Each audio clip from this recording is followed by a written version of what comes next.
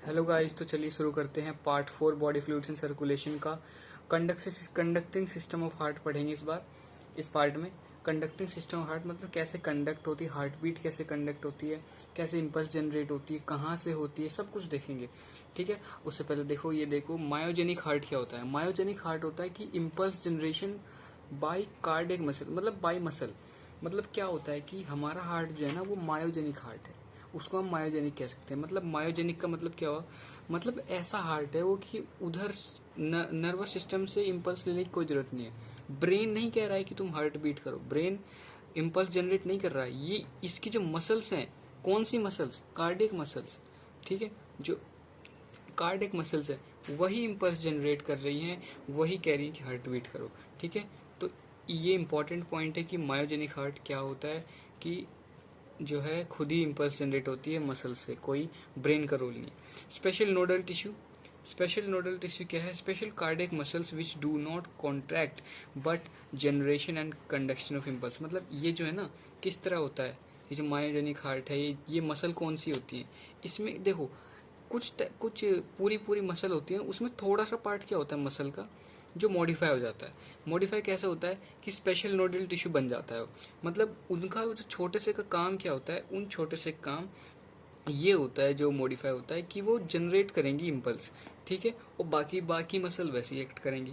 ठीक है, तो स्पेशल नोडल टिश्यू, ठीक है। Auto excitable, self excitable, it does not need external stimulus for impulse generation. वही मैंने कहा था आपको कि कोई ब्रेन से इम्पल्स जनरेशन की बात नहीं हो रही है, ये खुद ही जो है खुद ही ऑटो एक्साइटेबल है, सेल्फ एक्साइटेबल है। ठीक है, कोई इम्पल्स जनरेशन, कोई स्टिमुलस की जरूरत नहीं है। ठीक है, देखो पाथवे देखो जो कि सबसे ज़्यादा इम्पोर्टेंट जिसके लिए हम पढ़ रहे हैं ये यही है। ठीक है, क्या है पाथवे, ऐसे नोड, सबसे पहले इम्पल्स जनरेट होगी ऐसे और नोड में, फिर एवी नोड, फिर बंडल ऑफ हिज, फिर राइट एंड लेफ्ट ब्रांचेस, और फिर पुरकिंजे fibres. Right and left branches of what, bundle of his की। ठीक है, पुरकिंजे फाइबर्स उसके बाद। ठीक है, हमने पढ़ा था, ये देखो अभी अभी पढ़ लेते हैं। देखो कैसे कैसे यहाँ ऐसे नोड होती है। ठीक है, यहाँ पे ऐसे नोड होती है। अब ये ऐसे नोड क्या है, इम्पल्स जनरेट करेगी। ठीक है, इम्पल्स जनरेट करेगी तो क्या होगा, जो राइट एट्रियम और लेफ्ट एट्रियम है वो कॉन्ट्रैक्ट करेंगे, पर लेकिन पहले राइट एट्रियम कॉन्ट्रैक्ट करेगा। बहुत माइन्यूट फर्क होता है, बहुत ज़्यादा माइन्यूट। अगर क्वेश्चन आए कि पहले, सबसे पहले कौन सा कॉन्ट्रैक्ट होता है, तो राइट एट्रियम आंसर होना चाहिए। ठीक है, ऑब्वियसली पहले दो वेंट्रिकल से पहले कॉन्ट्रैक्ट हो रहे हैं। ठीक है, अब ये जो है इम्पल्स, इसका इसने इम्पल्स जनरेट कर दी, ऐसे नोड जो है इनको इधर कर दिया और ये राइट एट्रियम और लेफ्ट एट्रियम कॉन्ट्रैक्ट हो गए। और उसके बाद क्या होगा, इम्पल्स यहाँ ट्रांसफर होगी और यहाँ से जो है एवी नोड में। ठीक है, एवी नोड से फिर कहाँ होगी, बंडल ऑफ हिज।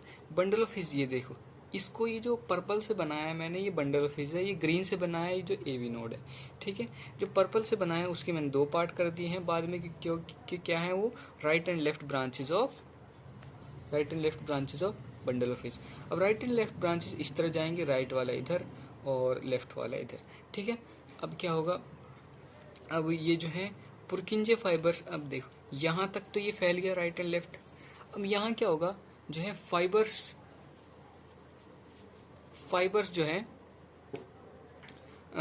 कुछ टाइप के कुछ फाइबर्स जो है ऐसे ऐसे निकल जाएंगे, ऐसे निकल जाएंगे, ताकि हर एक कोने में इम्पल्स जनरेट हो सके, इम्पल्स ट्रांसफर हो सके। ठीक है, ठीक है, कंडक्शन हो सके। ठीक है, यहाँ पे हर जगह यहाँ पे फैल जाएगा। तो ये पुरकिंजे फाइबर्स हैं जो मैंने ऐसे ऐसे बनाए हुए हैं, ये पुरकिंजे फाइबर्स हैं। ठीक है, अब चलिए आगे बढ़ते हैं। अब देखो डिटेल में बात करेंगे कि सैन की, मतलब साइनोएट्रियल नोड, एवीएन की और एवी बंडल, सब की बात करेंगे एकदम डिटेल में। ठीक, तो ये देखो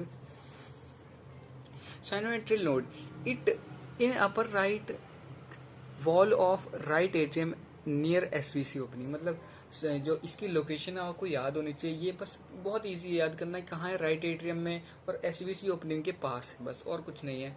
और इट इज़ ऑटो एक्साइटेबल, जो कि हम बात कर चुके हैं, highest frequency of impulse generation.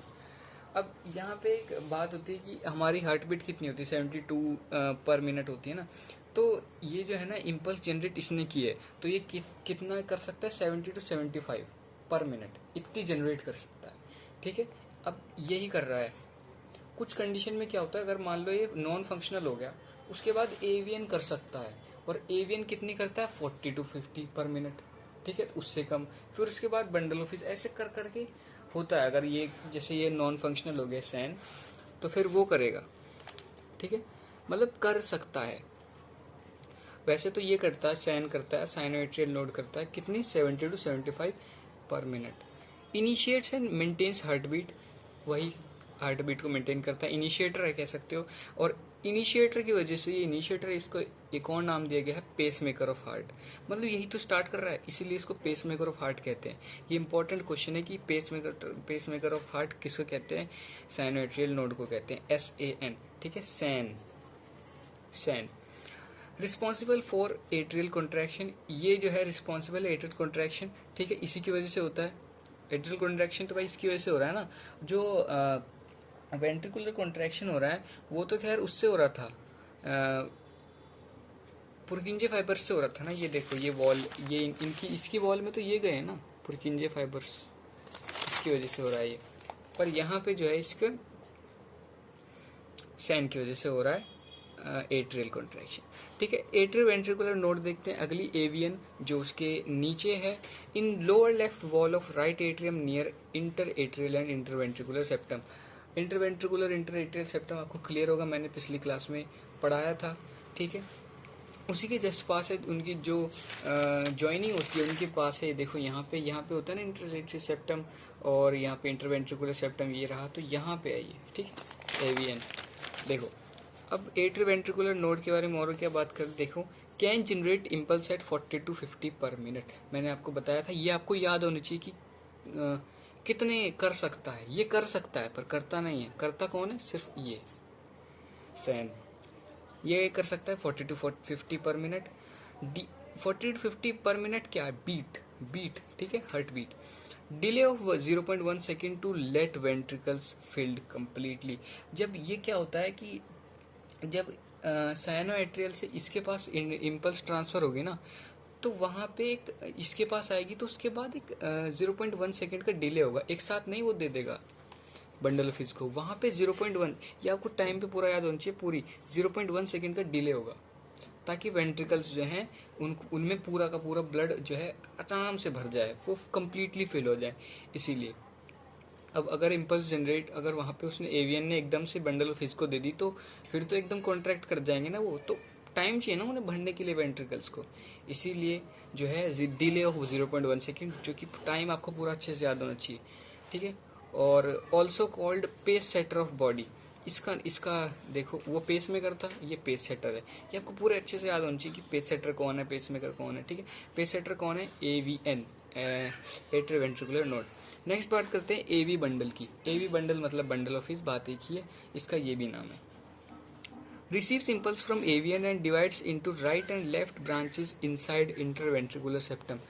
वही आपको जो मैंने डायग्राम से बताया था कि लेफ्ट राइट में डिवाइड हो जाएगा, और इंटरवेंट्रिकुलर सेप्टम के अंदर।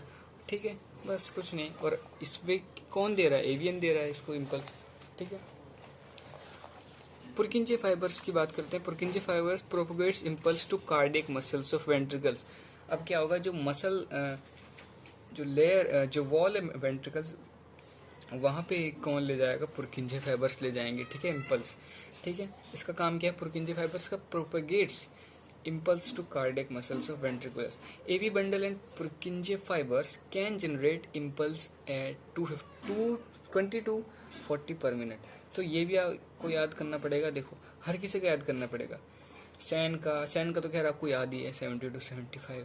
AVN का, और फिर AV बंडल एंड पुरकिंजे फाइबर्स, इनका याद होना चाहिए क्या, 20 to 40 मिनट पर मिनट ये कर सकते हैं generate. Responsible for ventricular contraction, भाई इजी, इनकी वजह से तो होगा। AV node is electrical gateway to ventricles. ठीक है, एवी नोड क्या है, is electrical gateway to ventricles. इसमें कुछ नहीं है, आपको बस इतना से याद रखना है कि अगर कोई क्वेश्चन आए कि वो इज द या फिर व्हाट पार्ट या फिर which node is the electrical gateway to ventricles, तो आपको एवी नोड लिखना है बस, कुछ नहीं है कि इम्पल्स एवी नोड एट्रियम में है ना, उसके बाद बंडल ऑफ हिज कहाँ है, वेंट्रिकल की सेप्टम में, तो राइट एट्रियम एट्रियम से वेंट्रिकल में आ जा रहा, तो उनके बीच में जो गेटवे है ये क्या है, एवी नोड ही तो है। तो बस यही है, कुछ नहीं है, सिर्फ ईजी है। First right atrium contracts and then left atrium contracts, ठीक है, ये मैंने आपको बताया था, ये डिफरेंस आपको याद होना चाहिए। क्यों? क्योंकि जो राइट एट्रियम में है ना सैन, तो ऑब्वियसली वहीं प्रेफरेंस मिलेगी, पहले वहीं करेगा वो। देन वेंट्रिकल्स कॉन्ट्रैक्ट, उसके बाद वेंट्रिकल्स हो जाएंगे दोनों। हार्ट बीट, हार्ट बीट देखो इम्पोर्टेंट, बहुत ज़्यादा इम्पोर्टेंट चीज़। Heart beat, rhythmic contraction and relaxation of heart. Heart rate, heart beat तो कुछ नहीं है, आपको वही पूरा साइकिल जिसको आप कहते हो, पूरा हार्ट बीट, ठीक है। हार्ट रेट, ये जो इम्पोर्टेंट टर्म है, ये हार्ट रेट बहुत ज़्यादा इम्पोर्टेंट टर्म है। क्या होता है हार्ट रेट? मतलब कि हार्ट रेट जैसे हमने बात की थी 70 to 75 पर मिनट, 72 पर मिनट, यही होता है हार्ट रेट। मतलब एक मिनट में कितनी बीट हो सकती हैं, उतना होता है, होती हैं सॉरी, कितनी बीट होती हैं उसे कहते हैं हार्ट रेट। तो heart rate is inversely proportional to body size. मतलब क्या हो रहा है कि जितना बड़ा ऑर्गन जितना बड़ा एनिमल होगा उतनी ही उसकी कम हार्ट बीट होगी। जैसे मैंने यहाँ पे एग्जांपल लिए हुए हैं, जैसे न्यूबॉर्न ह्यूमन है, वो बहुत छोटा होता है, उसकी देखो हार्ट बीट कितनी, 120 to 140 पर मिनट, इतनी ज़्यादा न्यूबॉर्न ह्यूमन की। फीटस की देखो जो एम्ब्रियोनिक स्टेज में होता है, उसमें देखो फीटस की 140 to 160 मिनट, जो कि बहुत ज़्यादा है, ठीक है। और देखो बड़ा, जैसे बड़ा बड़ा साइज हुआ एलिफेंट का, देखो 28 पर मिनट, बस 28। ब्लू वेल का देखो सबसे कम, आपको एक क्वेश्चन ये याद होना चाहिए कि सबसे कम हार्ट बीट किसकी होती है, ब्लू वेल की होती है, और 25 पर मिनट होती है, 25 पर मिनट, ठीक है।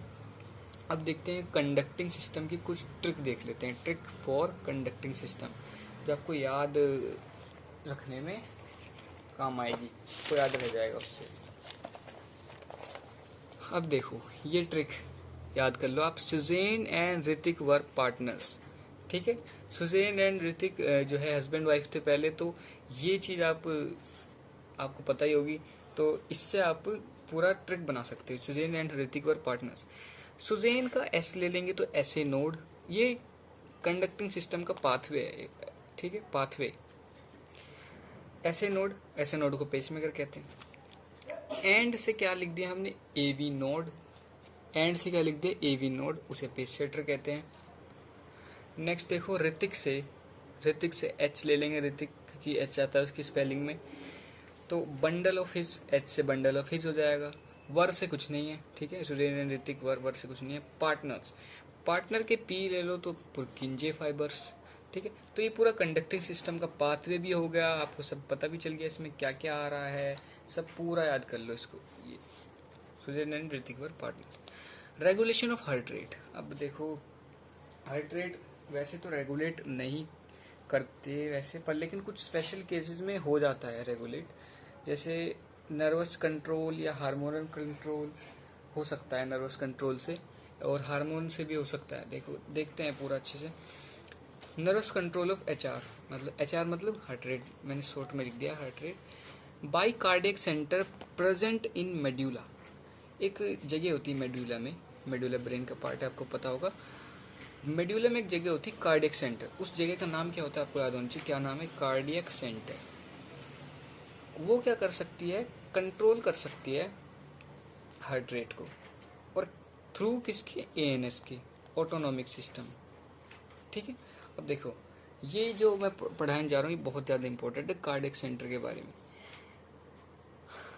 अब कार्डियक सेंटर जो है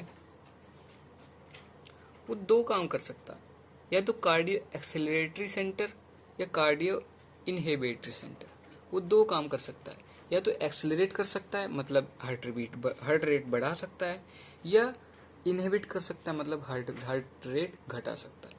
तो कार्डियो एक्सेलरेटरी सेंटर क्या करता है, ड्यूरिंग एक्सरसाइज टेम्परेचर जब हाई हो जाता है, हमारा इमरजेंसी या इमोशन जब होता है, तो क्या होता है, हमारी हार्ट रेट बढ़ जाती है, ऑब्वियसली हार्ट बीट ज़्यादा तेज होती है हमारी उस टाइम जब आप भागते हो, एक्सरसाइज वगैरह करते हो। तो ये तो ठीक है, आपको पता होगा, पर ये चीज़ जो है ना इम्पोर्टेंट है, बाई सिंपैथेटिक एएनएस स्टिमुलेशन। ये जो है, अब ये जो आप जब एक्सरसाइज करते हो तो उससे क्या होता है, सिंपैथेटिक एएनएस स्टिमुलेशन हो जाती है। मतलब सिंपैथेटिक एएनएस जो है, सिंपैथेटिक ऑटोनोमिक सिस्टम स्टिमुलेट हो जाता है, और उसके स्टिमुलेट होने से एड्रेलिन जो है, एड्रेनलिन जो है एक न्यूरोट्रांसमीटर है, एड्रेनलिन न्यूरोट्रांसमीटर रिलीज हो जाता है, और वो क्या कर देता है, हार्ट रेट को बढ़ा देता है। तो आपको पूरा प्रोसीजर याद होना चाहिए, ठीक है। अब देखो कार्डियो इनहिबिटरी सेंटर में क्या होगा, घट जाएगी। कैसे, जैसे स्लीप, आप सोते हो तो हार्ट बीट कम हो जाती है, जब आप रिलैक्स करते हो, रेस्ट करते हो, ठीक है।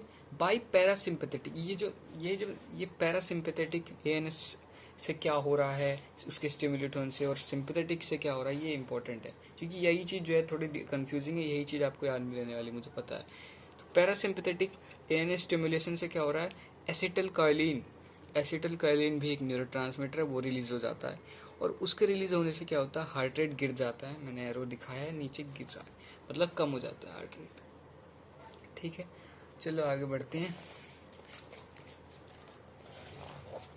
Trick for nervous control of HR, मतलब जो नर्वस कंट्रोल ऑफ एचआर हो रहा था, जो अभी हमने पढ़ा, सेम सिंपैथेटिक से पैरासिम्पैथेटिक स्टिमुलेशन से, उसकी एक ट्रिक है। क्या ट्रिक है, साई पैक्ड, साई को अगर हम ब्रेक डाउन करें तो साई से क्या बनना है, सिंपैथेटिक स्टिमुलेशन। एस से क्या ले लिया हमने, सिंपैथेटिक स्टिमुलेशन। ए से क्या ले लिया, एड्रेलिन रिलीज होता है, उसके बाद sympathetic ANS, sympathetic autonomic stimulate हो जाता है, और फिर क्या होता है, एड्रेलिन, ए से एड्रेलिन रिलीज हो जाता है, फिर आई से इंक्रीज, आई से क्या हो रहा है, एचआर इंक्रीज हो रहा है, ठीक है। तो ये ट्रिक बहुत अच्छी है। साई सिंपैथेटिक स्टिमुलेशन से क्या हो रहा है, एड्रेलिन रिलीज हो रहा है, एड्रेलिन रिलीज से क्या हो रहा है, इंक्रीज हो जा रहा है, क्या, heart rate. Packed, next trick है पैक्ड। पैक्ड क्या है, पी से पैरासिम्पैथेटिक स्टिमुलेशन, ए से एसिटिलकोलिन, ये ए सी जो है ना, ए सी से, इसलिए मैंने सी छोटा बनाया क्योंकि इसी का पार्ट है, एसिटिलकोलिन, और फिर क्या, और डी से डिक्रीज, डिक्रीज क्या है, हार्ट रेट, ठीक है। Packed parasympathetic stimulation, acetylcholine and decrease, ठीक है, अच्छी ट्रिक है बहुत। नेक्स्ट बात करते हैं हार्मोनल कंट्रोल ऑफ एचआर या फिर एंडोक्राइनल कंट्रोल ऑफ एचआर, कुछ भी कर लो। हाँ, तो पहले देखते हैं एड्रिनल मेड्यूला, मतलब एड्रिनल मेड्यूला किडनी के ऊपर होता है, आपको पता होगा, एड्रिनल ग्लैंड, ठीक है। वो क्या रिलीज करता है, एड्रिनल रिलीज कर देता है ना, एड्रिनल रिलीज करता है ना, तो रिलीजेस एम्फीनेफ्रिन एंड नॉन एम्फीनेफ्रिन या फिर नॉन एड्रेलिन। तो इससे क्या होगा, हार्ट रेट इंक्रीज हो जाएगा और कार्डियक आउटपुट बढ़ जाएगा, ठीक है। हार्ट रेट क्या हो गया, इंक्रीज हो रहा है, ठीक है। तो एड्रिनल मेडुला से क्या हो रहा है, जब वो सिक्रीट कर रहा है तो क्या हो रहा है, हार्ट रेट बढ़ जा रहा है। Thyroxine hormone, thyroxine hormone increases HR and cardiac output acts indirectly. Why indirectly, indirectly कैसे एक्ट कर रहा है, वैसे कर क्या रहा है, एचआर बढ़ा रहा है, हार्ट रेट बढ़ा रहा है, एंड कार्डियक आउटपुट बढ़ा रहा है, ठीक है। इनडायरेक्टली एक्ट करता है, मतलब ये जो है डायरेक्टली एक्ट नहीं करता। ऐसे नहीं कि थायरोक्सिन जो हार्मोन है वो रिलीज हो, थायरोक्सिन हार्मोन ही जो है एचआर को डिक्रीज कर देगा, ये किसी और तरीके से इसको जो है एचआर को बढ़ा देता है, ठीक है। डायरेक्टली थायरोक्सिन हार्मोन नहीं बढ़ाएगा, इनडायरेक्टली एक्ट करेगा, ठीक है। अभी देखो नोट में मैंने क्या बात लिखी है, के प्लस एंड Na प्लस, अगर मान लो सोडियम आयंस और पोटेशियम आयंस बढ़ गए, बॉडी के अंदर बढ़ गए, तो क्या होगा, हार्ट रेट गिर जाएगा, मतलब हार्ट रेट कम हो जाएगा।